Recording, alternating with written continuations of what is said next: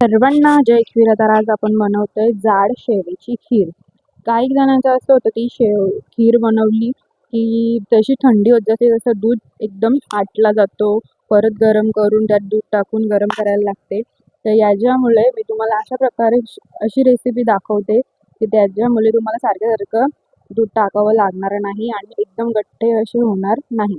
तर चला रेसिपी दाखवते. इथे मी कढईमध्ये तूप घातलंय. त्यानंतर सर्व जेवढे तुम्हाला ड्रायफ्रूट घालायचे तेवढे सर्व आपण त्यात तळून घेतोय. अशा प्रकारे सर्व तळून झाले ना की त्याच्यानंतर मनुकं टाकायचं, कारण की मनुकं लगेच करपली जातात. म्हणून काजू बदाम या असतील अगोदर शिजवायचे. ते थोडेसे कलर आले त्यांना की आपण त्यात मनुकं घालायचे. मग सर्व ते तळून झालेले आहेत तर काढून घेते.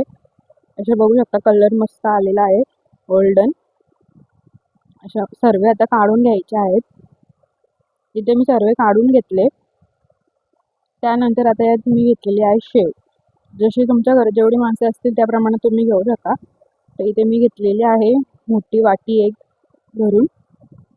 तर तिला आता तुपात चांगली भाजून घ्यायची आहे अशा प्रकारे, आणि कंटिन्यू चम्मच फिरवत राहायचं, नाही ती शेव लगेच करपली जाते. म्हणून अशा प्रकारे तिला चांगलं शिजवून घ्यायचं आहे. जेवढी तुम्ही भाजाल तेवढी ती चांगली होईल. चांगली भाजून घ्यायची, तिचा कलर ब्राऊन येईपर्यंत तिला शिजवायची आहे. तुम्ही बघू शकता इथे कलर चेंज व्हायला चालू झालेला आहे मस्त. आणि तुपाचा वापर चांगलाच करायचा आहे आपल्याला, कमी करू नका. भले तुम्हाला जर कमी टाकायचं असेल तर तूप आणि तेल तुम्ही मिक्स करून टाकू शकता, नाही तर फक्त तूप. इथे तर शेव मस्त गोल्डन ब्राऊन झालेले आहे. इथे मी इथं पाणी टाकलेलं आहे. इथे मी टाकते 1.5 ग्लास पाणी. शेव आपल्याला पाण्यातच चांगली शिजवून फुगवून घ्यायची आहे, पाण्यातच शिजवून घ्यायची आहे. तर बघू शकता तुम्ही मी कशा प्रकारे शिजवते ते. आता याला आपण उकळी द्यायला सोडून देते. मी 1.5 ग्लास पाणी सांगितल्याप्रमाणे टाकलेलं आहे यात. त्यानंतर इथे मी आता शेवेला उकळी येते तेवढपर्यंत इथे मी कच्चा दूध घेतलेला आहे वाटीत.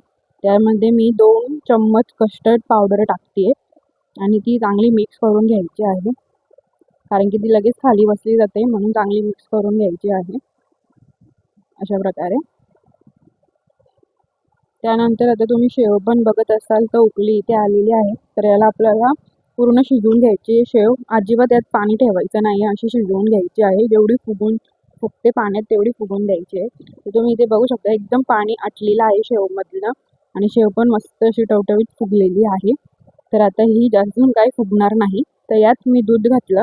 ते मी 1 लिटर दूध घेतलेलं आहे. तर तेवढं संपूर्ण दूध मी यात घातलेलं आहे अशा प्रकारे. तर चांगला मिक्स करून घेते.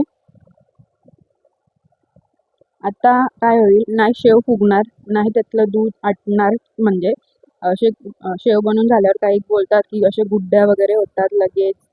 तर तसं काहीच होणार नाही अशा पद्धतीने तुम्ही बनवलं तर. त्यानंतर आपण यात टाकतो जेवढं तुम्हाला गोड हवे तेवढी साखर टाकायची आहे. इथे बघू शकता तुम्ही आता उकळी आलेली आहे मस्तपैकी, छान उकळी आलेली आहे. तर त्यात आता आपण कस्टर्ड भिजवून ठेवलेला तो टाकतोय. तो आपल्याला एकदमच टाकायचं नाही कस्टर्ड आपल्याला हळू करूनच टाकायचं आहे आणि चम्मच फिरवत राहायचं आहे. आणि कस्टर्ड तुम्ही उकळी आल्यावर टाका, नाहीतर तो खाली बसला जातो. त्याच्या अशा गुठल्या होतात, जसं आपण पिठाचे वगैरे होतात तशा. तर म्हणून तुम्ही जेव्हा उकळी येईल तेव्हा असं करून टाकू शकता. जर कस्टर्ड टाकल्या खिरेचा कलर चेंज झालेला आहे.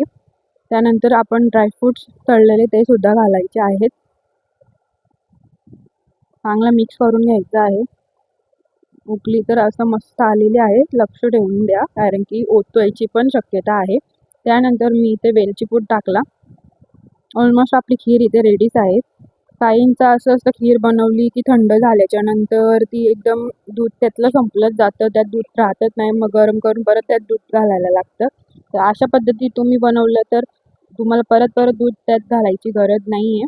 तर तुम्ही नक्की ट्राय करा. आणि खीर एवढी छान झालेली ना की घरात सर्वांना आवडली. सर्व असं बोलत होतं असं वाटतं खीर नाही तर फालुदाच खातोय. खूप छान लागत होतं. तर तुम्ही नक्की ट्राय करा, कमेंट करून मला सांगा. मी एवढी खीर बनवलेली पण थोडीशी पण यातनं उरली नाही आहे, आणि मला परत ती गरम करायला लागली नाही आहे. अशीच राहिली. 2 उकळ्या घेऊन आपण गॅस करतोय बंद. इथे खीर आपली एकदम रेडी आहे. तुम्ही बघू शकता किती मस्त दिसती आहे आणि खाण्यासाठी पण खूप छान लागते. हे बघा. अशी तुम्हाला आवडली लाईक शेअर कमेंट करा.